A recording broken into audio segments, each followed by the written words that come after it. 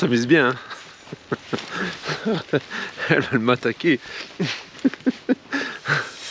C'est parti donc avec la trottinette Kingsong qui va vraiment vite.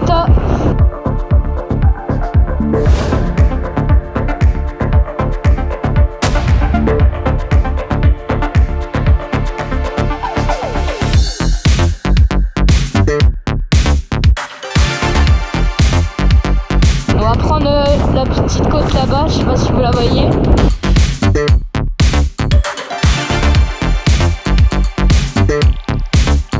Je suis en puissance 2, ça m'a surpris là dès le début. Ça monte bien.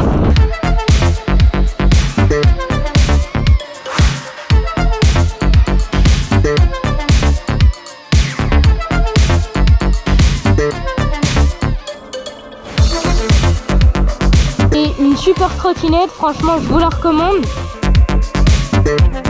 Si vous vivez dans un camping-car, vous la mettez dans une soute et ça peut très bien remplacer une voiture. Attends, comment on coupe ta GoPro? En dessous? Je ne vois pas le bouton.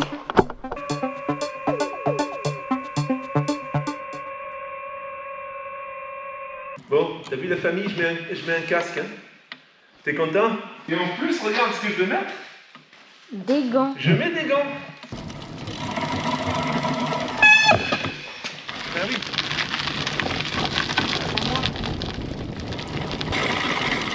Allez, vas-y. Il rame, hein. Il rame le plus. 28 km/h, c'est pas mal, hein. 30 km/h. Là, la montée va peut-être mettre une base.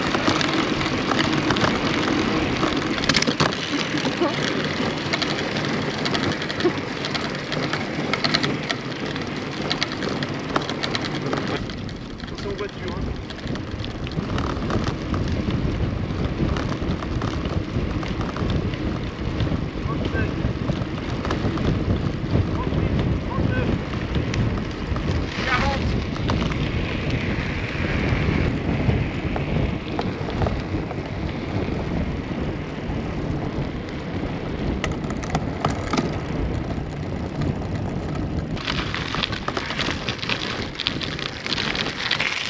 Voilà, la trottinette. Alors, t'es pas obligé de la mettre sur N3 en fait. N3 elle est full. Et là tu vois j'ai tenu quasiment 40 km/h.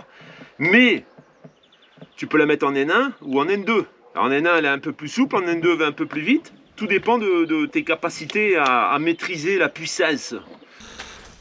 Elle est là, la Kingsong N8. Alors il existe aussi la N10. Sur la N8, tu as des jantes de 8 pouces. Tu as un moteur de 500 watts et tu as une batterie de 480 Wh, ce qui t'autorise une autonomie de 30 km. On accroche vraiment, on arrive à accrocher les 40 km/h dans de bonnes conditions. Tu as un frein donc à disque à l'avant et tu as un frein à l'arrière qui récupère au moment où tu décélères, elle freine automatiquement à l'arrière tout au moins, mais c'est pas suffisant pour t'arrêter complètement quand tu roules vite. Et il y a un récupérateur d'énergie, ça veut dire que ça peut te prolonger éventuellement l'autonomie. Phare avant, feu arrière, hein, en fait ce qu'il y a de vraiment bien, le phare s'allume automatiquement. Bon là tu vois, tu as le petit tableau de contrôle avec la vitesse indiquée. Tu as 3 modes de puissance, tu as le N1, le N2 ou le N3. Donc quand tu freines, tu vois, regarde, tu as le feu stop qui s'allume. Là, tu as allumé la lumière, tu vois. Voilà. Donc, tu as la lumière à l'avant qui est assez puissante. Hein. Tu vois très bien.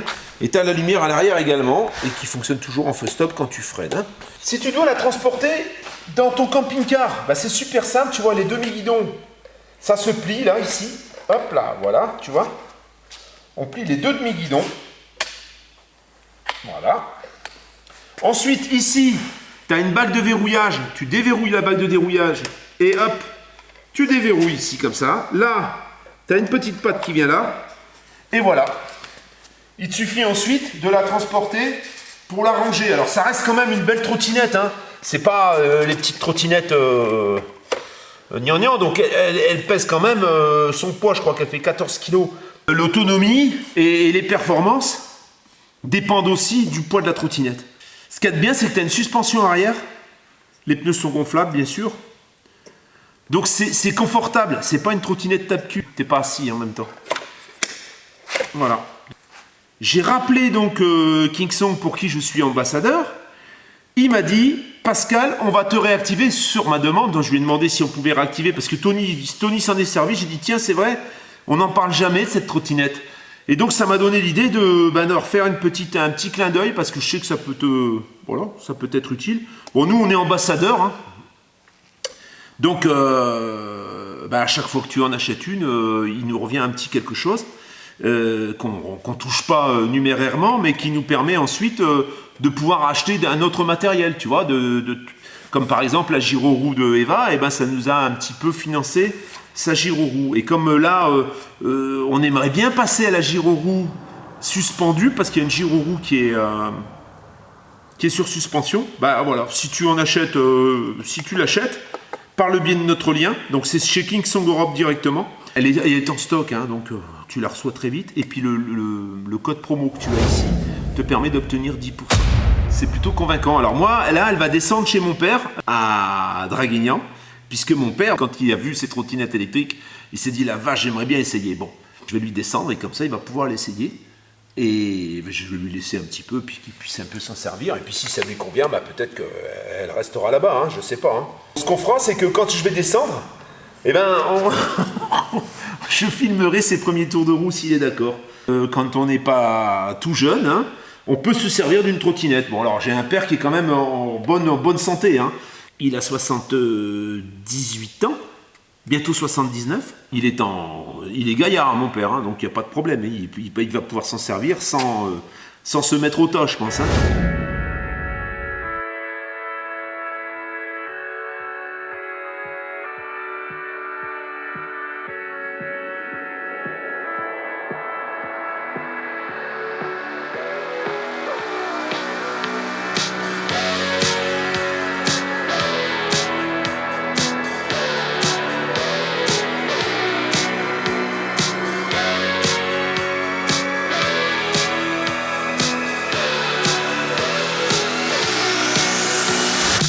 Ça y est, je récupère ce fameux Laika. Voilà. Distribution effectuée. Câble d'embrayage changé. C'est du beurre. C'est du beurre l'embrayage. C'était vraiment le câble. La petite fuite au niveau de la direction assistée, il a juste resserré des colliers en fait. Et c'était que ça apparemment. Surveillé quand même, mais normalement, c'était que ça. Alors combien tu vas payer si tu viens faire la distribution chez Michel? Moi j'ai payé avec le montage du câble d'embrayage, avec le changement de la courroie accessoire. Il a dû déposer le support d'alternateur parce que la vis de l'alternateur, la vis de réglage, la vis l'axe qui permet de pivoter l'alternateur, c'était grippé. Donc il a dû démonter, il a dû dégripper, il a dû le chauffer pour pouvoir le démonter parce qu'il ne se démontait pas. Il a resserré les durites de direction assistée. Sur un camping-car, c'est toujours un peu plus élevé que sur une voiture. J'ai payé 585 €. En fait, le prix sur ce véhicule, c'est 585 €. Alors, comme m'expliquait Michel, c'est un peu plus facile sur ce véhicule parce que le moteur, il est longitudinal et la distribution, elle est en face. Donc, une fois que tu as démonté, tu as déposé les radiateurs, la face avant, etc., c'est beaucoup plus facile d'intervenir sur la distribution. Et alors, une dernière chose, regarde, l'embrayage, là, j'avais du mal à l'appuyer avec une main. Regarde là, maintenant, je l'appuie, tu vois, à la main. C'était pas, comme me disait la dame qui me l'a laissé, c'était pas l'embrayage qui est dur sur l'Iveco, c'est juste que le câble était grippé. Donc, on a mis un câble neuf. Alors, dans les 585 €, c'est moi qui ai fourni le câble. Par contre, le kit distribution, c'est Michel qui l'a fourni. Si tu n'as pas de solution ou si tu as peur de te faire enfler, tu peux venir faire la distribution ici. Par contre, il te faudra venir à Charolles. C'est vrai que si tu es à l'autre bout de la France, ça va être un peu compliqué. Mais par contre, si tu es autour, hein, si tu es même 150 km à la ronde, ça vaut peut-être le coup de venir le faire ici parce que c'est quelqu'un qui est très consciencieux et méticuleux et il va te faire les choses dans les règles de l'art et ça va pas te coûter une blinde. Bon, j'en avais un petit peu marre de conduire, alors j'ai dit, mon loulou, tu vas conduire maintenant et c'est comme ça. Alors, mon lapin, comment on fait maintenant? Tu as réglé ton siège. Tu vois, il a réglé son siège, il est vachement prêt. Même les petits gabarits, même un enfant de 12 ans peut conduire une voiture comme celle-ci. Alors, pour passer en version D, D ça veut dire tu avances. Hein. R c'est recul, N c'est neutre. Tu appuies sur le frein toujours avec ce pied-là. Hein. Tu touches pas à l'autre pied. Hein. Tu appuies sur le frein. Voilà. Et là, tu appuies sur le bouton qui est là devant. Et là? Et tu mets sur D. Tu es sur D là? Oui. Bon. Quand tu vas lâcher le frein, elle va commencer à avancer. Donc elle va commencer à avancer, tu vas donner un coup de frein pour voir. Vas-y, lâche le frein. Donne un coup de frein. Doucement. Hein. Tu vois? Ah ouais. On va faire ça. Tu vas pas faire plus, tu vas juste faire comme ça. T'as pas besoin d'appuyer tes bras, voilà. Freine. Comment ça se fait Freine. qu'il avance tout seul? Ouais, bah parce que c'est comme ça, c'est une automatique.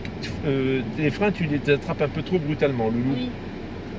Voilà, laisse-la avancer. Tu gères que avec le frein, tu touches pas l'accélérateur, Tu la d'accord? mets où la voiture? Tu vas la mettre devant le camping-car là. Juste, vas-y, tourne un peu là, tourne. Voilà, freine un peu pour voir si tu sais freiner. Voilà, un peu plus doucement les freins. Vas-y. Voilà, maintenant on revient en arrière comme ça. Voilà, et on va se mettre un peu plus en avant là. Ah bah ouais, parce que là on n'accélère pas. Hein. Je veux pas te faire accélérer, sinon tu vas te mélanger les pédales. Encore. Redresse un peu ta direction. Redresse. Voilà. Et maintenant freine. Freine. Ne fais pas le cac, hein, freine. Freine. Reste freiné. Mets le frein à main. Le frein à main, c'est en restant freiné, tu appuies sur le bouton là. Tu vois le bouton qui est en dessous du tableau de bord là? Tu freines et tu appuies. Non, le tableau de bord là, sur le côté. Il y a un bouton, parking. Tu appuies dessus, tout en freinant avec ton pied. Voilà, tu vois, c'est enclenché. Juste tu appuies une fois. Okay. Maintenant tu peux lâcher. Je fais quoi maintenant? Maintenant tu arrêtes la voiture en appuyant sur Start Stop. Pour sortir la clé, tu appuies sur la clé. C'est une voiture de Et Google. voilà. C'est une voiture de quoi, t'as dit? Non, de super. Maintenant tu appuies sur la 1, le numéro 1 du siège. Tu restes appuyé jusqu'à ce que le siège il se ta remette. configuration? Oui.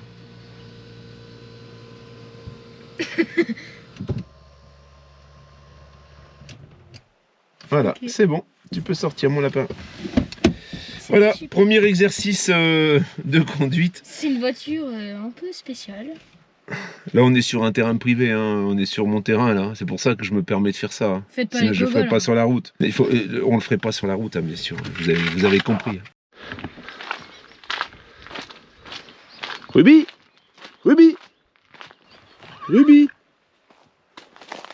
regarde. Viens, mon Ruby, viens.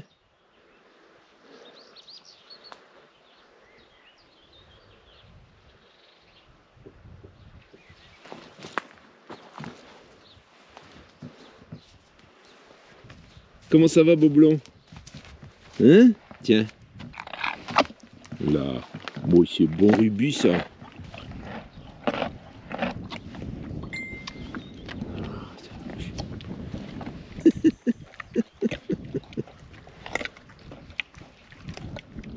Tu gaspilles pas, hein? Tu vas faire tomber. Ah non.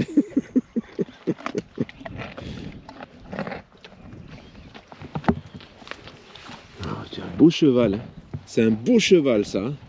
Tiens, Ruby.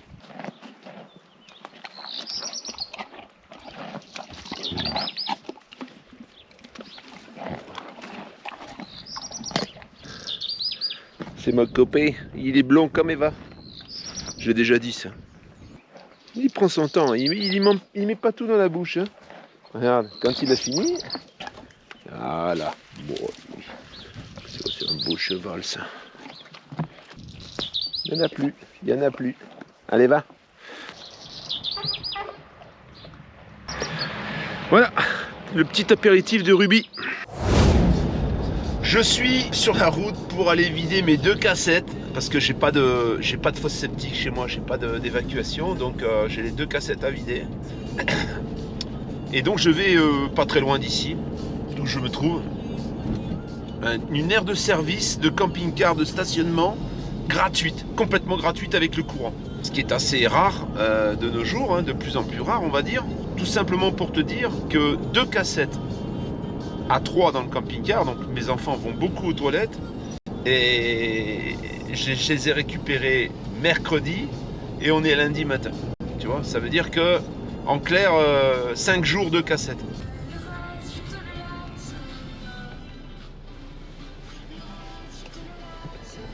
Nous voilà donc à Gibles. Et on va faire les vidanges de cassettes. Voilà, nous voilà. Donc l'air de vidange. L'électricité, ici tu vois. Et là, la vidange pour le camping-car. Et tu vois les emplacements. Il y a plusieurs emplacements.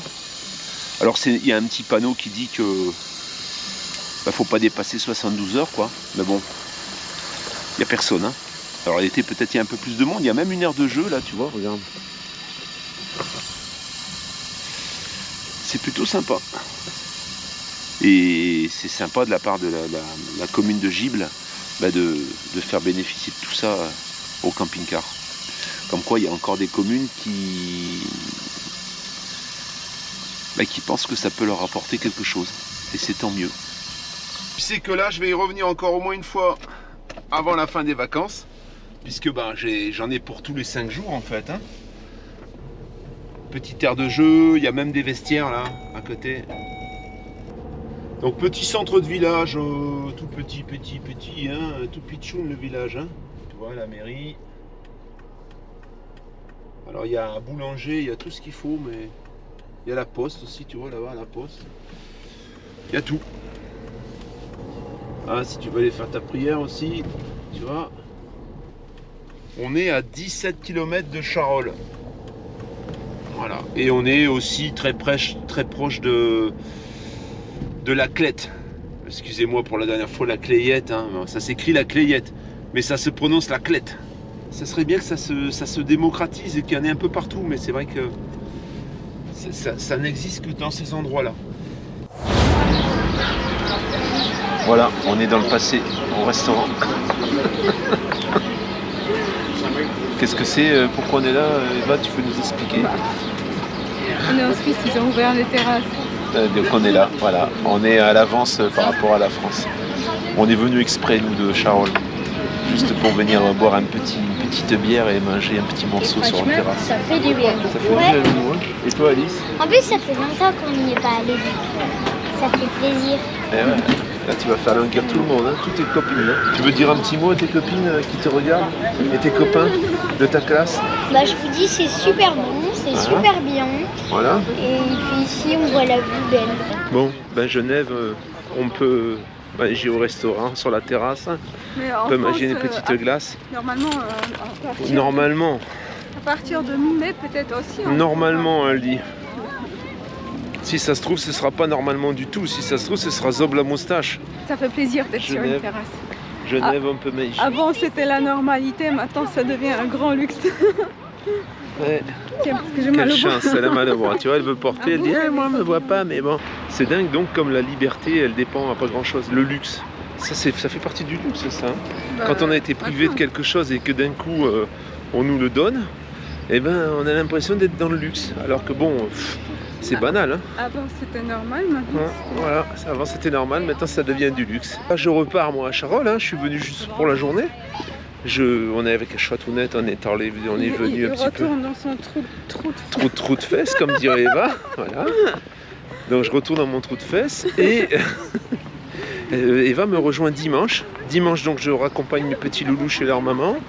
Et Eva me rejoint et ensuite on fait une tournée.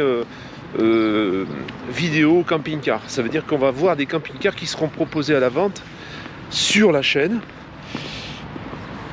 J'en ai quelques-uns quand même. Hein. Je sais pas, c'est pas encore bien déterminé la quantité, mais il y en a quand même pas mal.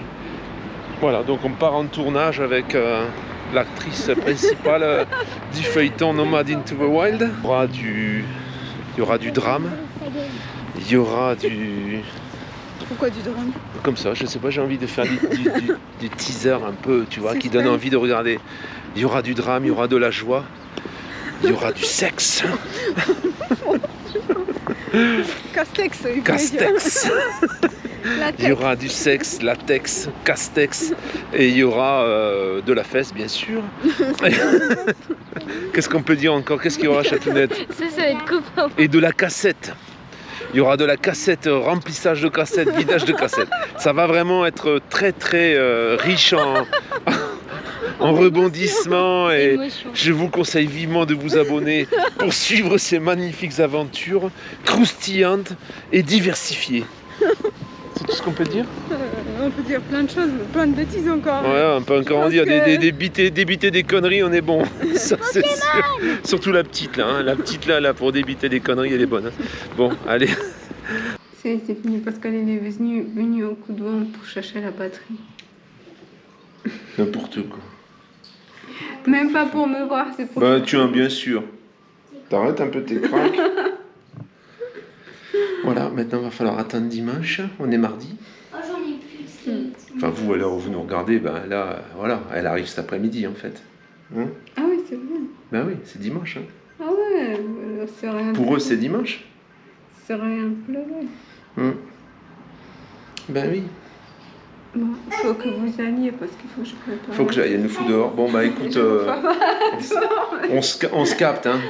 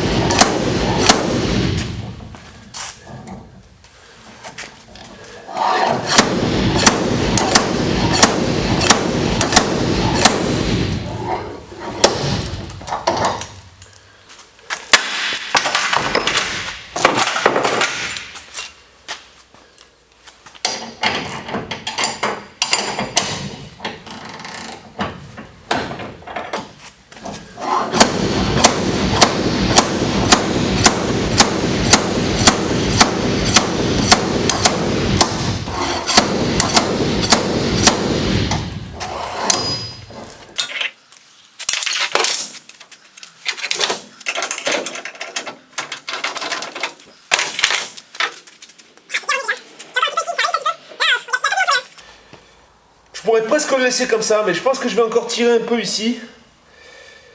Le pli est quasiment parti là, enfin il reste encore un peu, mais c'est presque parti. Alors tu vois, j'ai deux types. Hein. J'ai celui-là, c'est un simple mort, et j'ai celui-là qui a deux morts. J'ai commencé avec celui-là et j'ai terminé ici avec celui-ci. C'est pas de la tôle bien épaisse. Et c'est là qu'on le voit, et la torsion en fait elle est faite sur des montants qui sont quand même relativement souples. C'est pour ça que j'arrive à le retirer avec un marteau à inertie, mais ça aurait été presque mieux avec en attachant quelque chose. Seulement j'ai pas vraiment de crochet pour accrocher une chaîne ou quelque chose à...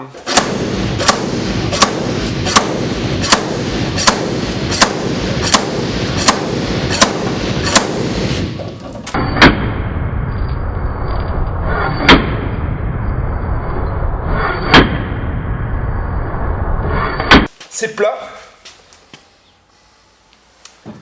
Ah, il y a un tout petit peu, hein. Mais c'est vraiment... il y a un tout petit peu ici, peut-être.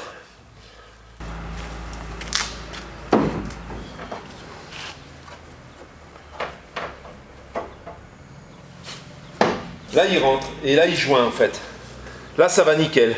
Le problème, voilà, c'est que là, quand je vais serrer, on a l'air de bien être positionné. Et là, on a les bons jours, en fait. Ok. Bon, bah, je suis content. Ça, c'est fait. Alors, pour sortir les creux, comme on n'a pas d'accès derrière, eh bien, ce que je fais, je vais percer plein de petits trous. Tu vas comprendre pourquoi ensuite. Dans tous les creux, que je reboucherai après avec de la soudure.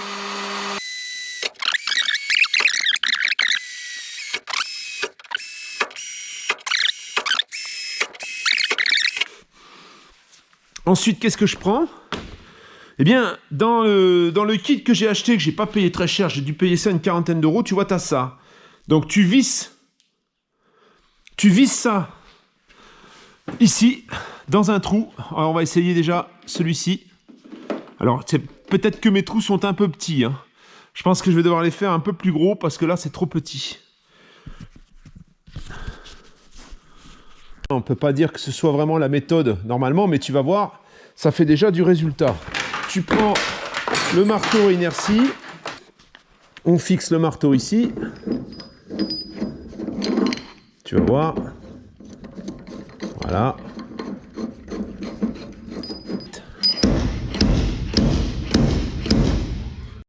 Bon, il y a certainement des carrossiers qui vont rigoler, hein. Mais bon, la forme elle est redonnée, tu vois. Si tu regardes un peu à contre-jour ici, il n'y a quasiment plus de bosse. Donc là, il y aura peut-être des petits... Il va falloir que je passe un peu la disqueuse à certains endroits. Là, tu vois, ce qui est le plus chiant, c'est qu'ils ont tapé à l'intérieur avec un outil. Il y avait un petit passage, donc ça devait être un tournevis. Et tu vois, ça fait une grosse... Là, c'est vraiment allongé. Donc je vais essayer de percer un trou là à côté pour le maintenir et taper dessus à côté pour voir si j'arrive à redresser cette tôle. Mais bon, si j'arrive pas à redresser, je vais la raser avec une disqueuse et puis je rechargerai à la soudure. Là, ça rentre. Donc, qu'est-ce que je vais faire? Je vais tirer légèrement ici. Et là, je vais essayer de taper tout en maintenant ici.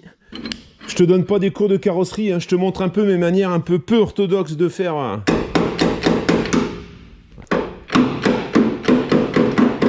Voilà, bon, je pense qu'on est pas mal. Je pense quand même qu'il y a toute la tôle qui a reculé, là.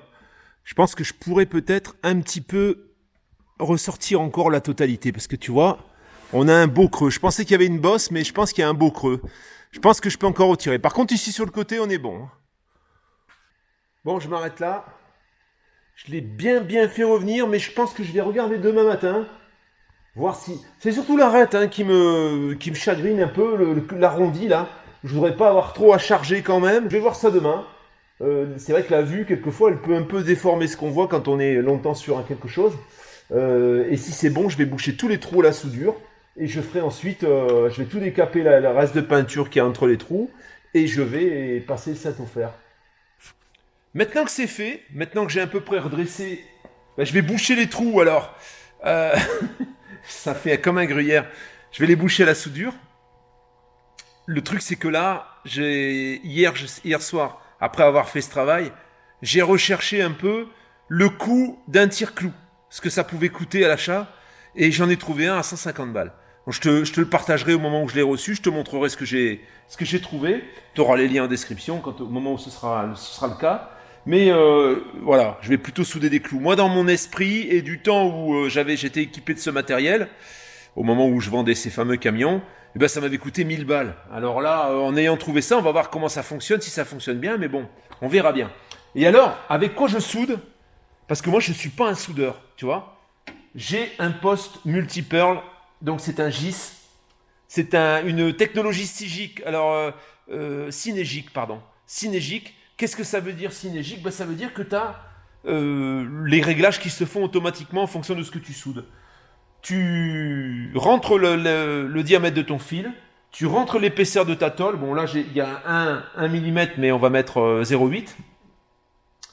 Tu indiques ta position de soudage, si tu soudes vers en l'air, si tu soudes un angle, si tu soudes sur du plat. Et ensuite, c'est automatique. C'est un MIG-MAG MMA qui fait également TIG. C'est pour ça qu'il s'appelle multi-pearl, parce que tu as plusieurs procédés de soudure. C'est pour ceux qui ne savent pas souder, c'est vrai que le synergique, c'est pas mal. Alors moi, les notions de soudure que j'ai, c'est mon père qui me les a données au moment où on soudait encore à l'arc. D'ailleurs, on soude toujours à l'arc. D'ailleurs, celui-ci soude à l'arc également. Et c'est un semi-automatique. Il y a les petites bouteilles Atal. Et j'ai également pris une bouteille d'argon pour m'essayer à la soudure aluminium. Je pense qu'avec les projets futurs, j'ai d'autres projets derrière ça, je vais avoir besoin de souder. Et ça donc, c'est Daft Punk.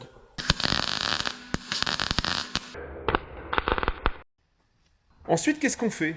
On passe le mastic, le Cinto. Il y a un carrossier, il y a quelques années, qui m'avait donné quelques conseils. Déjà, le mastic, il faut qu'il soit beaucoup plus large que l'endroit que tu veux réparer. Ça veut dire qu'il faut mordre sur les parties qui ne sont pas tordues et recouvrir le tout. Parce que sinon, si tu le fais juste au niveau du mastic, tu vas avoir comme une limite, une démarcation qui va plonger un peu. Donc on fait toujours le mastic bien plus large que la partie abîmée. Ensuite, ton mastic, tu le passes en une seule passe, logiquement. Hop, hop, hop, tu vois, tu reviens pas sur ce que tu as passé. Bon, là, je suis un peu revenu. Hein. Je t'avoue que ça fait longtemps que j'en ai pas fait. Je suis un peu revenu, mais logiquement, tu ne reviens pas 2 fois. Au moment où tu tales ton mastic, tu l'étales bien épais, bien plus large, bien plus épais que ce que tu as besoin. Une fois qu'il est sec, tu le ponces.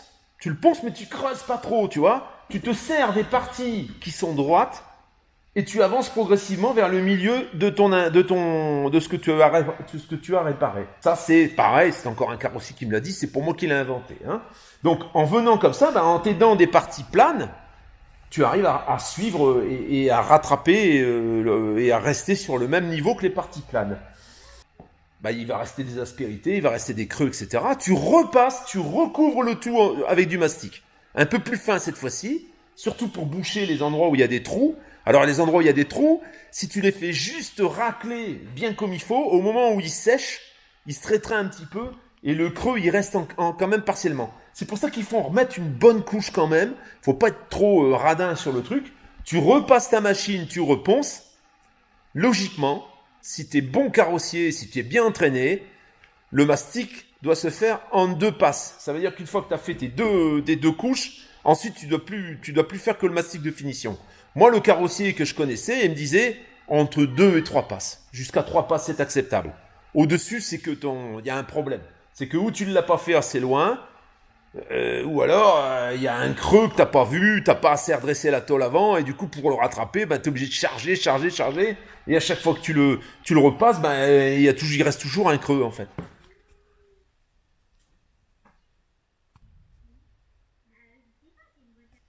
Alors, autre petite règle, c'est de ne pas faire la totalité du ponçage à la machine. Parce que le problème, c'est que la machine, elle s'enfonce vite. Elle ponce très vite. Là, je ponce au 40. Hein. Donc ça, c'est la première couche, c'est pour dégrossir. Là, je vais repasser une petite couche fine, parce que là, déjà, on n'a pas grand-chose à rattraper. Hein. On a des creux, là, tu vois, ici. On les voit de toute façon. Là, on a des creux. On a un petit creux, on voit hein, les endroits qui ne sont pas poncés. Et c'est des petits creux, c'est des petits manques. Hein. Il y en a ici sur le côté aussi. Bon, on ponce à la machine, tu vois, quand on commence à obtenir la ferraille ici, par rapport à ça, ça veut dire que là, c'est plus haut que là. Ça veut dire que on a presque trop enlevé ici par rapport à là. Tu vois, bon, alors là, on va le rattraper parce qu'on a encore une couche à ajouter. Mais tu vois, on sent que là, il y a un creux. Le but, avec la machine, c'est de dégrossir. Une fois que tu as terminé de dégrossir et que tu arrives à un travail presque proche de la réalité, eh bien, tu finis à la cale à poncer. Là, j'étais au 40. Le prochain ponçage, je vais juste enlever les grosses bavures, les traces de mastic que j'ai mis à la spatule au 40. Et ensuite, je vais passer au 150. Et quand j'aurai terminé, au 150, on va partir avec le mastic de finition. Le mastic de finition, c'est un mastic, il n'y a pas de composants, il n'y a pas de durcisseur. Je passe le mastic de finition. Le mastic de finition, je le ponce certainement à l'eau avec du 400. Une fois que c'est poncé au 400, je passe ma couche d'après, garnissant, et cette couche d'après là, garnissant, je repasserai une petite couche de ponçage avant la peinture. C'est du blanc, hein, donc même s'il y a des petits defs, ça se verra pas trop. Alors une dernière règle que j'ai oubliée, c'est que on voit beaucoup moins une bosse qu'un creux. Si là tu creuses et que ton mastic il est creusé, tu le verras beaucoup plus que si ça fait un bombé. C'est pour ça qu'on prend le mastic beaucoup plus haut par rapport à l'impact. On va le chercher beaucoup plus loin parce que si on a une légère bosse tout le long, ça se verra pas. Alors que si j'avais un creux, là on a un plat et ici ça descend en creux, ça se verra à contre-jour. On verra qu'il y a une espèce de voile, ça n'ira pas. Si toi t'es carrossier et que t'as des petits tuyaux à donner, n'hésite pas dans les commentaires.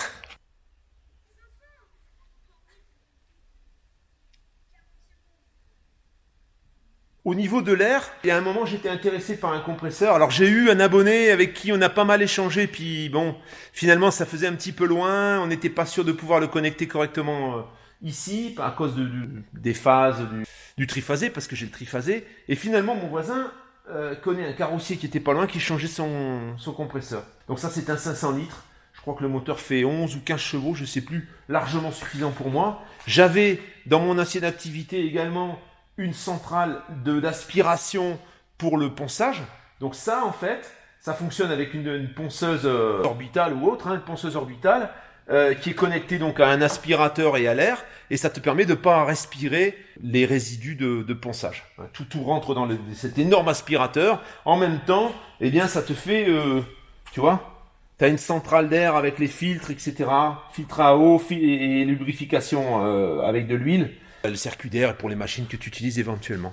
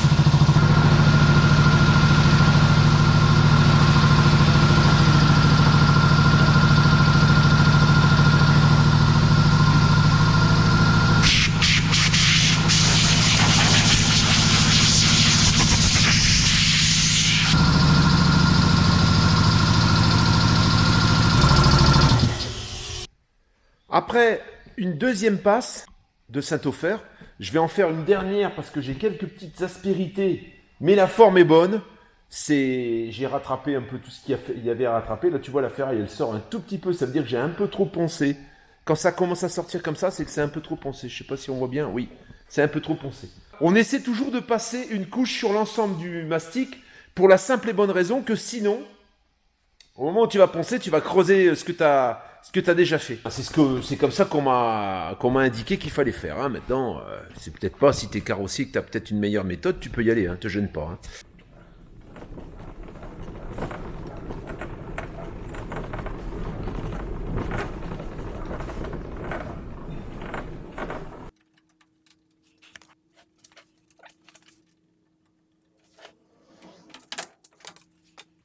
Alors tu vois ici, j'ai un pli, en fait ça a dû taper sur le côté en dessous du plastique. Ouais, tu vois ici c'est droit, et là c'est plissé. Du coup, l'enjoliveur en plastique il repose pas bien dessus. Donc qu'est-ce que je fais? Je vais le sortir avec un vérin, parce que si je le tire ici avec un tire-clou, je risque de le déformer. Je pense que je vais y aller plus doucement avec ça.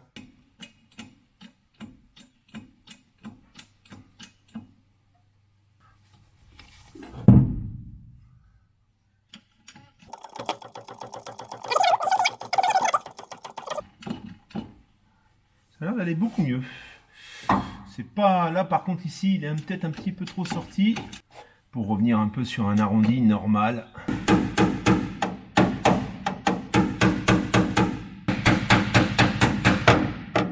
Voilà, ça va mieux.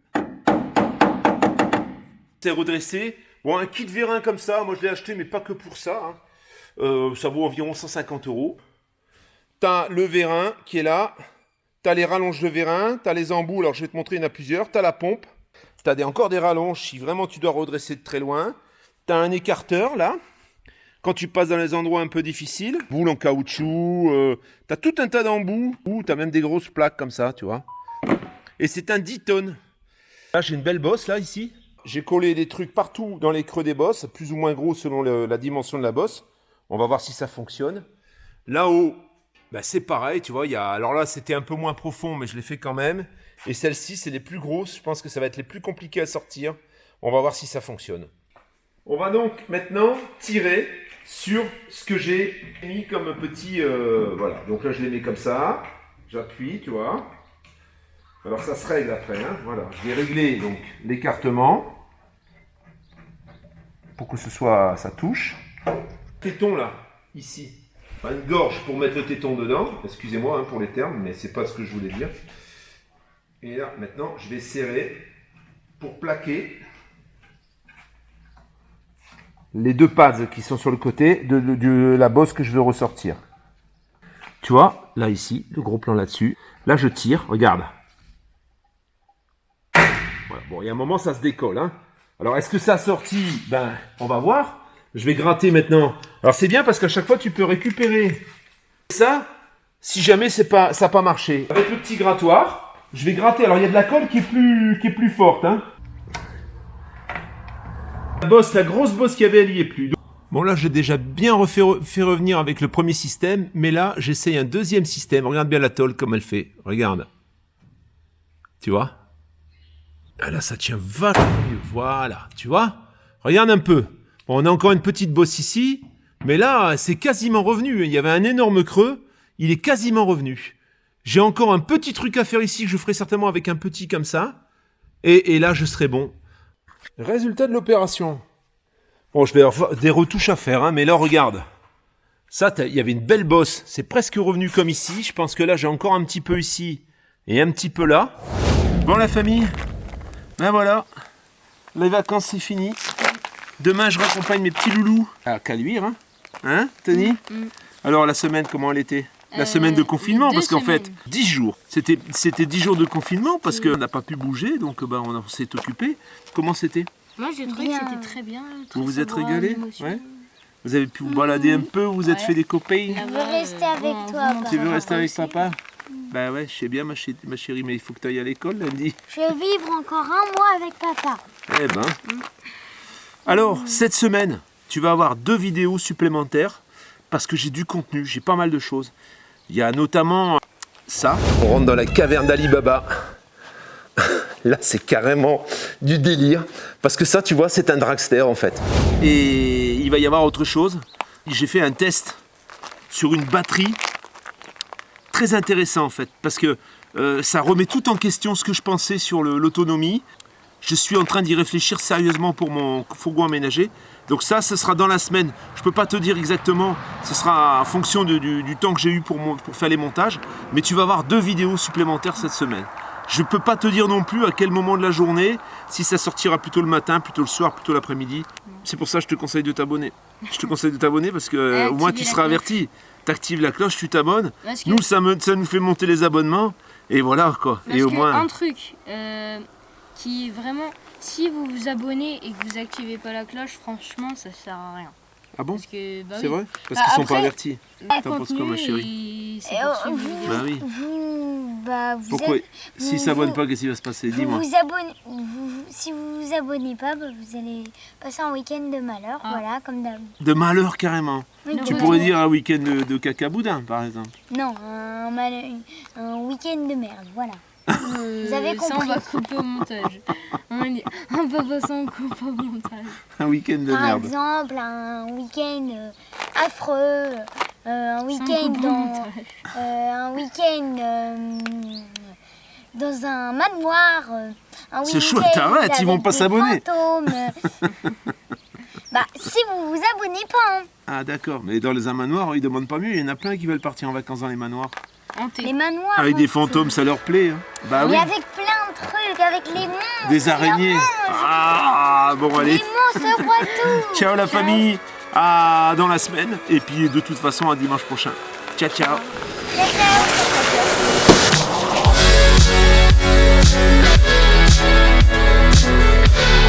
ciao.